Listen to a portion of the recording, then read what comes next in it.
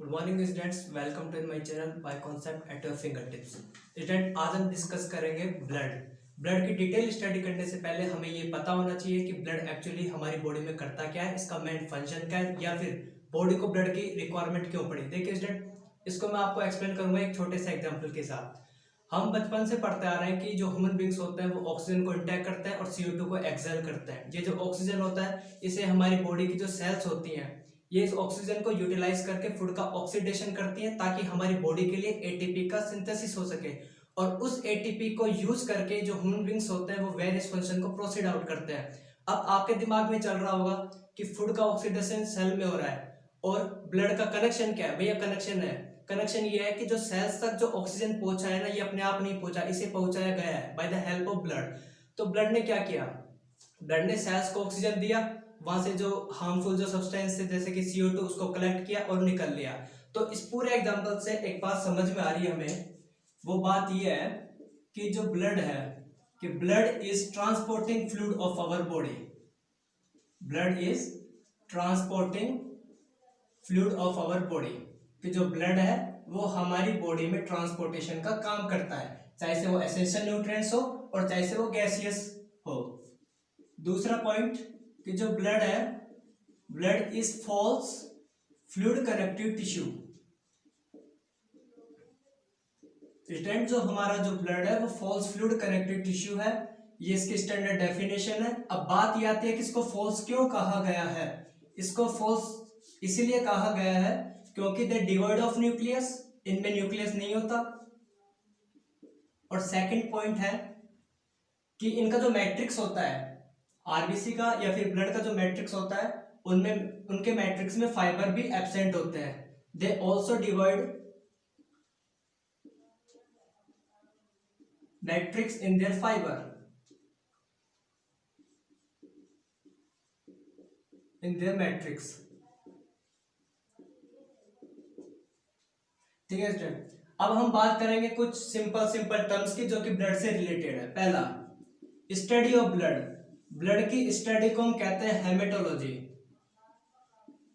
Haematology का मतलब study of blood. दूसरा पॉइंट, प्रोसेस, यानी कि ब्लड के फॉर्मेशन की प्रोसेस को हम कहते हैं हीमोफोइसिस। ब्लड का जो पीएच होता है स्टूडेंट्स वो होता है 7.4, जो कि एक स्लाइटली बेसिक होता है। कलर सबको पता है, रेड। क्यों? क्योंकि इसमें रेस्पिरेटरी पिगमेंट प्रेजेंट होता है जिसका नाम है हीमोग्लोबिन। इसकी स्टडी करेंगे बाद में। ब्लड का जो वॉल्यूम होता है हमारी बॉडी में वो होता है 5 to 6 लीटर, और इसका जो वेट होता है हमारी बॉडी में वो होता है अप्रोक्स 7 to 8%। ठीक है स्टूडेंट, ये था ब्लड की कुछ सिंपल से टर्म्स। स्टडी को कहते हैं हेमेटोलॉजी, प्रोसेस को कहते हैं हीमोफोइसिस, पीएच इसकी 7.4, कलर है इसका रेड, वॉल्यूम है 5 to 6 लीटर एंड वेट इसका 7 to 8% of the total body weight. अब हम बात करेंगे ब्लड के क्लासिफिकेशन की। देखिए स्टूडेंट्स, ब्लड के क्लासिफिकेशन की अगर हम बात करें तो दो भागों में बांटा गया है ताकि इसकी स्टडी आसानी से हो सके। पहला, liquid part, and second is solid part. Liquid part होता है वो 55% कंट्रीब्यूट करता है टोटल ब्लड का, और जो सॉलिड पार्ट होता है वो कंट्रीब्यूट करता है 45%। लिक्विड पार्ट में हम पढ़ते हैं प्लाज्मा, जबकि जो सॉलिड पार्ट होता है उसमें पढ़ेंगे हम ब्लड कॉर्पसेल्स। ब्लड कॉर्पसेल्स 3 तरीके की सेल्स इसमें प्रेजेंट होंगी। पहली erythrocytes, second is leucocytes and third one is thrombocytes. Erythrocytes को हम बोलते हैं आरबीसी, ल्यूकोसाइट्स को हम बोलते हैं डब्ल्यूबीसी, और थ्रोम्बोसाइट्स को हम बोलते हैं प्लेटलेट्स। ठीक है स्टूडेंट्स, ल्यूकोसाइट्स का फर्दर कैटेगराइज किया गया है 2 पार्ट्स में, ग्रेनुलोसाइट्स एंड एग्रेनुलोसाइट्स। अब हमें कैसे पता चला, ये नाम किस आधार पे पड़ा वो भी देख लेते हैं। जो हमारे जो डब्ल्यूबीसी की जो सेल्स होती हैं वो कलरलेस सेल्स होती हैं, माइक्रोस्कोप में इनविजिबल होती है। तो बायोलॉजिस्ट ने क्या किया, स्टैनिंग की है। जब बायोलॉजिस्ट स्टैनिंग करके डब्ल्यूबीसी की सेल को देखा तो दो तरीके की सेल उनको दिखाई दे रही थी। पहली वो सेल जिनके साइटोप्लाज्म में ग्रेन्युल्स प्रेजेंट थे, और सेकंड वो सेल्स जिनके साइटोप्लाज्म में ग्रेन्युल्स एब्सेंट थे। तो नाम पड़ा ग्रेनुलोसाइट्स और एग्रेनुलोसाइट्स। ग्रेनुलोसाइट्स में हम पढ़ते हैं बेसोफिल्स, न्यूट्रोफिल्स एंड ईओसिनोफिल्स, जबकि एग्रेनुलोसाइट्स में हम पढ़ेंगे मोनोसाइट्स और लिम्फोसाइट्स। ठीक है, अब हम बात करेंगे प्लाज्मा की कि प्लाज्मा एक्चुअली है क्या। स्टूडेंट्स, पहला पॉइंट प्लाज्मा का कि जो प्लाज्मा है वो मैट्रिक्स है हमारे ब्लड का। It means it is a matrix of our blood. अब ये मैट्रिक्स क्या होता है? मैट्रिक्स का मतलब होता है ग्राउंड सब्सटेंस। हम ये कह सकते हैं कि जो टोटल जो ब्लड है उसमें प्लाज्मा का अमाउंट ज्यादा होता है, तो इसीलिए इसको ग्राउंड सब्सटेंस बोला गया है। सेकंड पॉइंट है it is of pail yellow colour, कि जो प्लाज्मा होता है उसका जो कलर होता है वो पेल येलो कलर का होता है because of presence of bilirubin pigment. Pale yellow colour का इसलिए होता है क्योंकि उसमें बाइलिरुबिन नाम का पिगमेंट प्रेजेंट होता है जो कि प्लाज्मा को येलोइश कलर प्रोवाइड करवाता है। प्लाज्मा की अगर कंपोजिशन की मैं बात करूं, प्लाज्मा कंपोजिशन की अगर मैं बात करूं तो इसमें 90 to 92% वाटर होता है,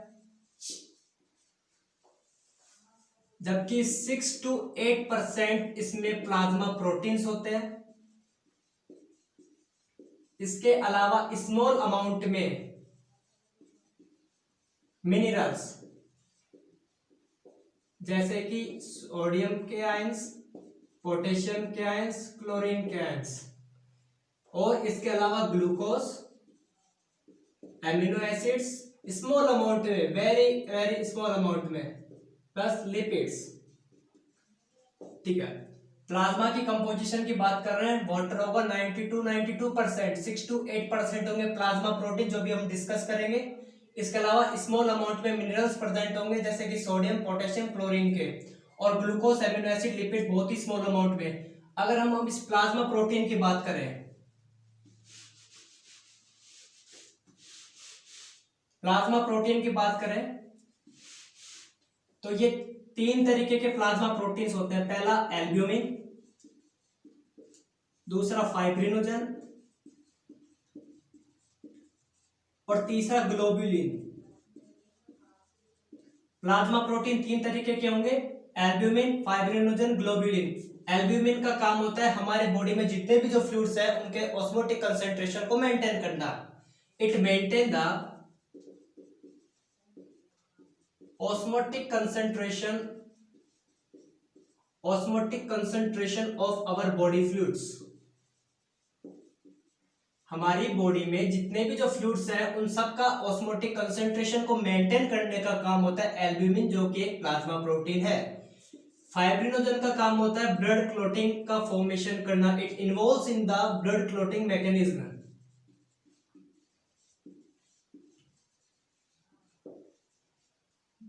ये जो फाइब्रिनोजन होता है ये फाइनली कन्वर्ट हो जाता है फाइब्रिन में, जो कि एक कैस्केड मैकेनिज्म का एक पार्ट है जो कि हम हार्ट वाले चैप्टर में पढ़ेंगे। तो फाइब्रिनोजन का काम होता है ब्लड का क्लॉटिंग करवाना, ब्लड का कोगुलेशन बनवाना। और तीसरा जो लास्ट प्रोटीन है प्लाज्मा प्रोटीन जिसका नाम है globulin, it involves in immune response. हमारी बॉडी में जो भी एंटीबॉडीज का जो फॉर्मेशन होगा उसमें ये एक रोल प्ले करेगा ग्लोबुलिन। ग्लोबुलिन तीन टाइप के होते हैं, अल्फा ग्लोबुलिन, बीटा ग्लोबुलिन और गामा ग्लोबुलिन। ये जो गामा ग्लोबुलिन है यही एंटीबॉडी का फॉर्मेशन करता है। इट फॉर्म्स द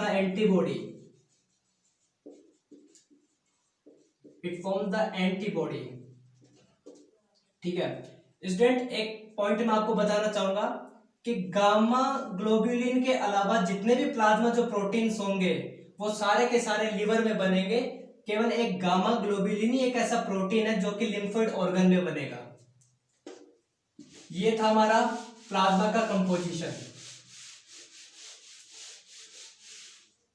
एक पॉइंट आता है हमारे पास, एनसीईआरटी का एक स्टेटमेंट है कि plasma without clotting factors,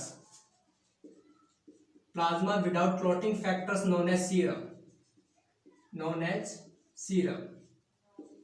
serum का मतलब होता है कि अगर आप प्लाज्मा में से सारे के सारे क्लॉटिंग फैक्टर्स वाले प्रोटीन निकाल लोगे तो उस प्रोसेस को हम बोलते हैं सीरम। यानी कि सीरम क्या होता है, प्लाज्मा माइनस क्लॉटिंग प्रोटीन्स या clotting factors is known as serum. अब हम आगे बढ़ते हैं। आगे अब हम बात करेंगे आरबीसी की।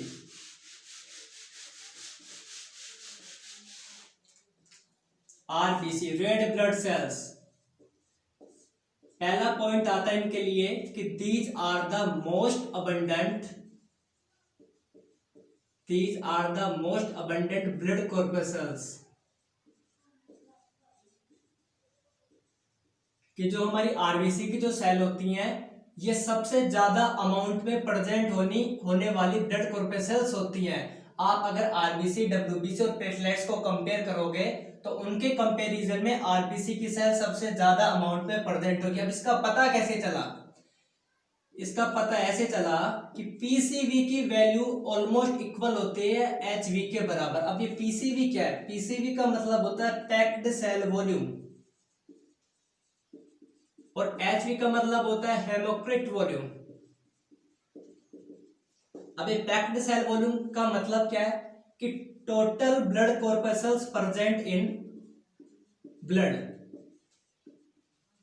कि पूरे ब्लड में टोटल ब्लड कॉर्पसेल्स कितनी प्रेजेंट है। इट मींस पूरे ब्लड में प्रेजेंट आरबीसी, डब्ल्यूबीसी और प्लेटलेट्स। आप इनडायरेक्टली ये भी कह सकते हो। पैक्ड सेल वॉल्यूम का मतलब होता है कि टोटल ब्लड में कितने आरबीसी की सेल, कितनी डब्ल्यूबीसी की सेल और कितनी प्लेटलेट्स की सेल प्रेजेंट है। और हेमोक्रिट वॉल्यूम का मतलब होता है कि केवल आरबीसी की सेल कितनी प्रेजेंट है पूरे ब्लड में, उसे हम कहते हैं हेमोक्रिट वॉल्यूम। जब हेमोक्रिट वॉल्यूम का जो वॉल्यूम है वो बराबर आ रहा है पीसीवी के, तो इससे हमें पता चलता है कि these are the most abundant blood corpuscles in the human body. अब हम बात करेंगे आरबीसी के काउंट की।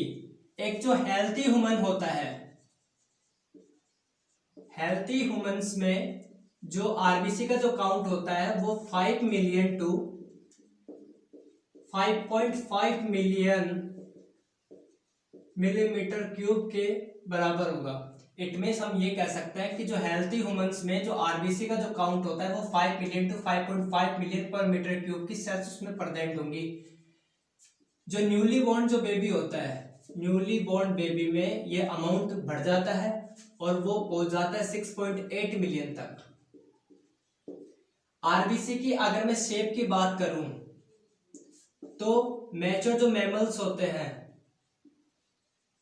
उनमें ये बाइकॉन्केव शेप की होगी, जबकि कैमल और लामा में जो आरबीसी कैमल और लामा का होता है उनकी जो शेप होती है वो ओवल शेप की होगी। जो मेजर जो मैमल्स होंगे उनमें आरबीसी की शेप बाइकॉन्केव होगी, जबकि जो कैमल और लामा में होगा उनमें जो आरबीसी की जो शेप होगी वो ओवल होगी एंड डिवॉइड ऑफ न्यूक्लियस, और न्यूक्लियस इनमें एब्सेंट होगा, devoid of nucleus. Student, RBC की सेल में न्यूक्लियस भी एब्सेंट होता है, माइटोकॉन्ड्रिया भी एब्सेंट होता है और एंडोप्लाज्मिक रेटिकुलम भी एब्सेंट होता है। क्यों होता है वो भी देखेंगे और इसका इम्पैक्ट क्या पड़ेगा सेल पे वो भी देखेंगे। तो RBC cells have lack of first nucleus, second mitochondria,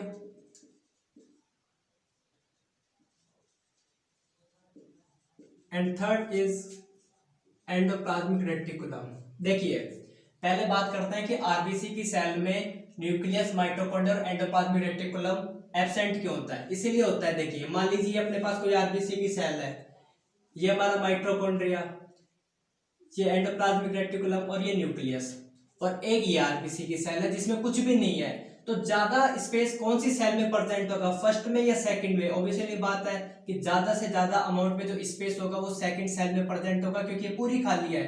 तो ताकि आरबीसी की सेल में ज्यादा से ज्यादा स्पेस प्रेजेंट हो, ताकि ज्यादा से ज्यादा अमाउंट में ऑक्सीजन डिलीवर हो सेल के लिए, इसीलिए आरबीसी की सेल में nucleus, mitochondria, endoplasmic reticulum absent होते हैं। अब देखिए ये एब्सेंट तो है, लेकिन इनका इंपैक्ट पड़ेगा सेल पे, क्या पड़ेगा?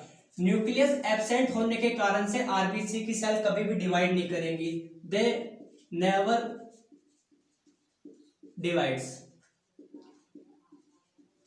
न्यूक्लियस एब्सेंट होने की वजह से, यानी कि जेनेटिक मटेरियल नहीं होगा तो वो सेल डिवाइड कैसे करेगी? कर ही नहीं सकती। तो आरबीसी की सेल में न्यूक्लियस नहीं होता, इसके कारण से ये सेल कभी भी डिवाइड नहीं करेगी।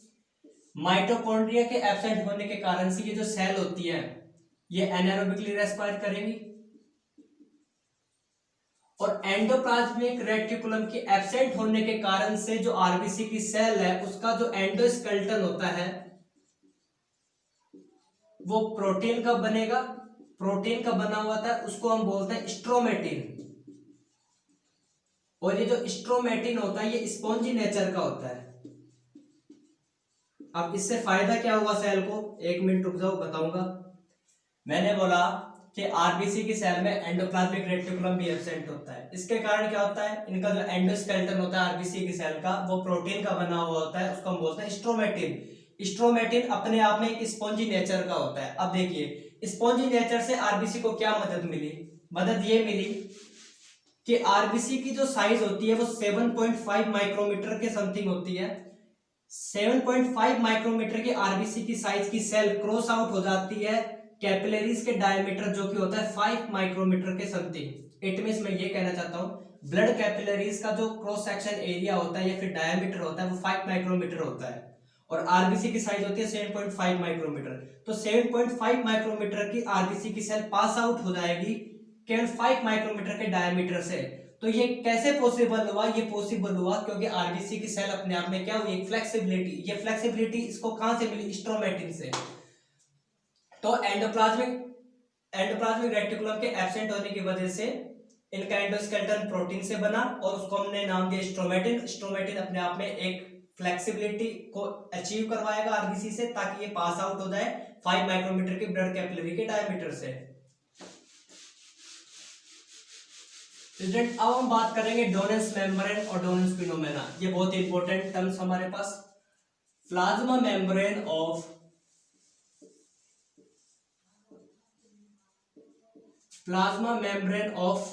RBC known as Donance membrane।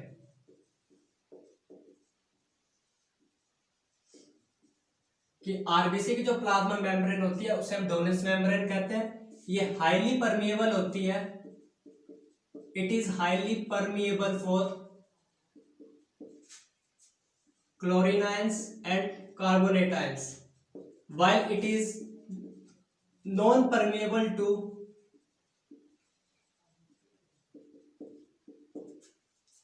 Sodium ions and potassium ions. इसलिए मैंने बोला कि आरबीसी की जो प्लाज्मा मेम्ब्रेन होती है उससे हम डोनेंस मेम्ब्रेन कहते हैं, जो कि हाईली परमेबल होगी क्लोरीन आयंस के लिए और SCO3 आयंस के लिए, और नॉन परमेबल होगी सोडियम और पोटेशियम आयन के लिए। इसी फिनोमेना को कहा जाता है डोनेंस फिनोमेना। दिस फिनोमेना, कौन सा फिनोमेना? कि कुछ के लिए तो हाईली परमेबल है आरबीसी की प्लाज्मा मेम्ब्रेन और कुछ के लिए नॉन परमेबल है। This phenomena is known as Donance phenomena। ठीक है, लास्ट आरबीसी कंप्लीट होने वाला है, 2 पॉइंट और बच रहे हैं। कार्बोनिक एनाहाइड्रेज एंजाइम प्रेजेंट होता है आरबीसी की सेल में। कार्बोनिक एनाहाइड्रेज एंजाइम होता है जो कि CO2 के ट्रांसपोर्ट में एक बहुत बड़ा रोल प्ले करता है। ठीक है, अब हम बात करेंगे कि आरबीसी, शुरू में हमने डिस्कस किया था कि जो आरबीसी है वो रेड कलर का है। अब आरबीसी की सेल रेड कलर की क्यों होती है? Because of presence of respiratory pigment which is known as the haemoglobin. Due to the presence of respiratory pigment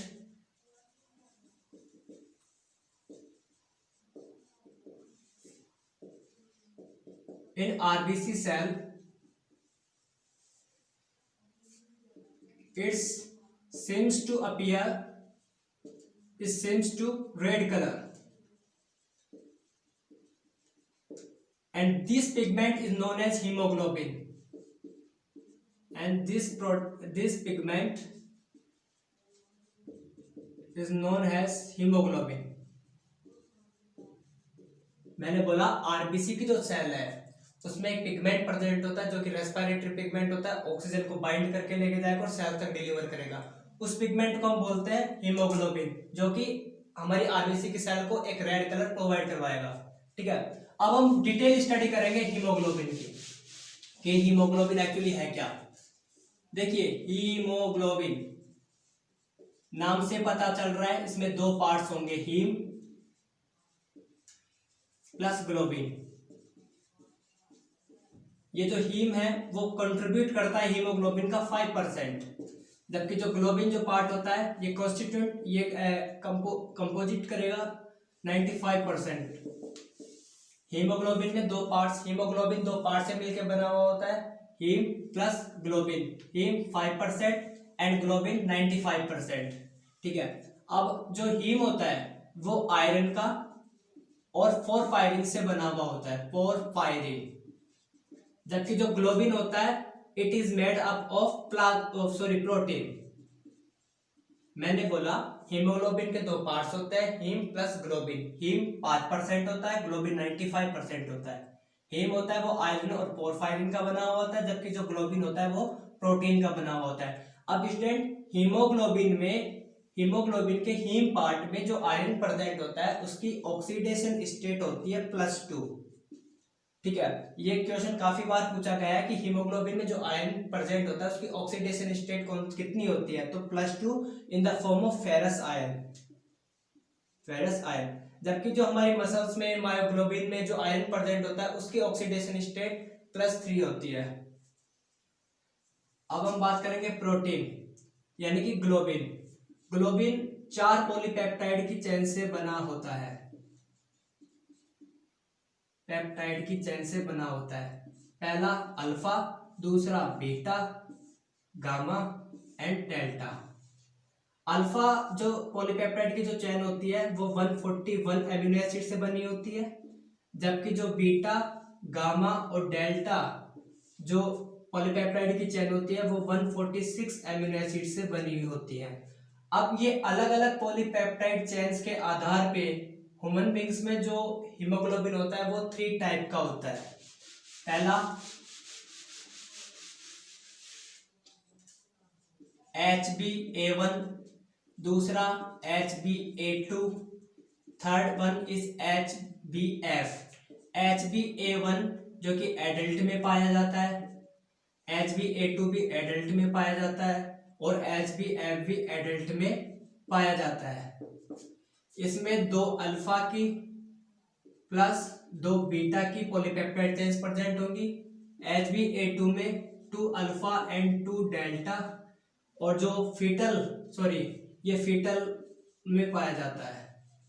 जो HbF जो हीमोग्लोबिन होता है जो कि फीटल में पाया जाता है, एम्ब्रियो में पाया जाता है, उसमें 2 अल्फा और 2 गामा की पॉलीपेप्टाइड चेन्स प्रेजेंट होंगी। अब हम बात करेंगे हीमोग्लोबिन का काउंट। 100 ml ब्लड में 12 to 16 ग्राम हीमोग्लोबिन प्रेजेंट होता है। इसके बाद में हम बात करेंगे life span of RBC. Life span of RBC में जो ह्यूमंस होते हैं, ह्यूमंस का जो आरबीसी होता है वो लगभग 120 डेज तक के लिए सर्वाइवल होता है। फ्रॉग में 100 डेज, जबकि जो न्यूली बोर्न जो बेबी होते हैं उनमें भी 100 डेज। लाइफ स्पैन की हमने बात की, ह्यूमंस में 120 डेज, फ्रॉग में 100 डेज और न्यूली जो बोर्न बेबी होता है उसमें भी 100 डेज। ठीक है, अब हम लास्ट बात कर रहे हैं स्प्लीन की, जो कि एक इम्पोर्टेंट पॉइंट है। स्प्लीन क्या करता है? हमारी आरबीसी, टोटल आरबीसी का 1% जो आरबीसी होता है, टोटल आरबीसी का जो 1% आरबीसी होता है उसको डिस्ट्रॉय करता है पर डे। स्प्लीन हमारी टोटल आरबीसी का 1% आरबीसी को एक दिन में डिस्ट्रॉय करेगा, तो इसीलिए इसे कहा गया है ग्रेवयार्ड ऑफ आरबीसी।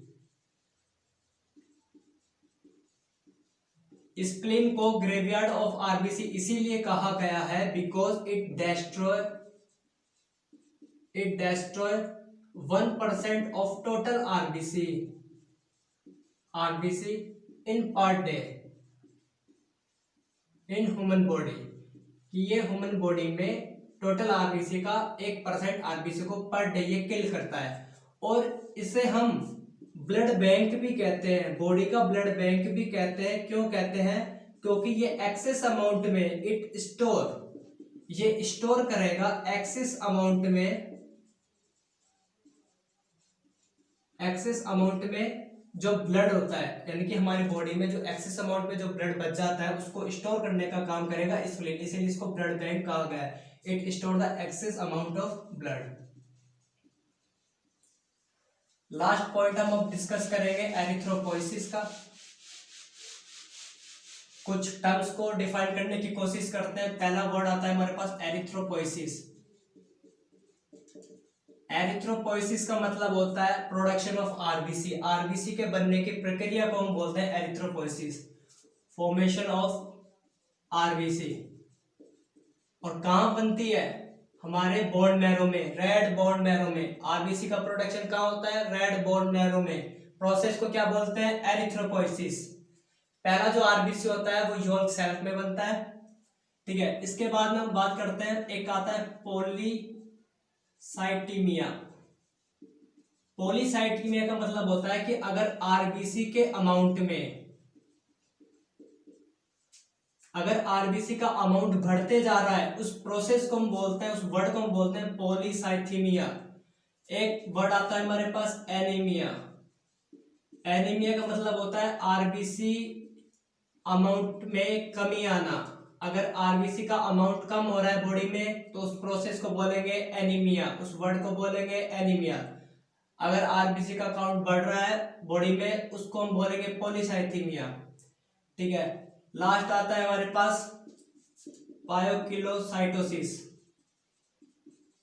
पायोकिलोसाइटोसिस का मतलब होता है अगर चेंज इन आरबीसी शेप, अगर आरबीसी की शेप में कोई चेंजमेंट आ रहा है उसे हम बोले पायोकिलोसाइटोसिस। और एक लास्ट वर्ड आता है हमारे पास जिसे हम बोलते हैं एनआइसोसाइटोसिस। एनआइसोसाइटोसिस का मतलब होता है अगर आरबीसी की साइज में चेंजमेंट आ रहा है, changement in RBC size, then the word we use that was एनआइसोसाइटोसिस। हमने डिस्कस किया एरिथ्रोपोइसिस। एरिथ्रोपोइसिस का मतलब आरबीसी के फॉर्मेशन की प्रोसेस कहां बनेगा? रेड बोन मैरो में। पॉलीसाइथीमिया का मतलब आरबीसी के अमाउंट में इंक्रीमेंट होना। एनीमिया का मतलब आरबीसी के अमाउंट में डिक्रीमेंट होना। पायोकिलोसाइटोसिस का मतलब आरबीसी की शेप में बदलाव आना। एनआइसोसाइटोसिस का मतलब आरबीसी की साइज में चेंजमेंट आना, ठीक है स्टूडेंट्स। नेक्स्ट वीडियो में हम बात करेंगे डब्ल्यूबीसी प्लेटलेट्स। Thank you. अगर आपको मेरा वीडियो अच्छा लगा हो लाइक कीजिए, शेयर कीजिए और कमेंट कीजिए। Thank you student.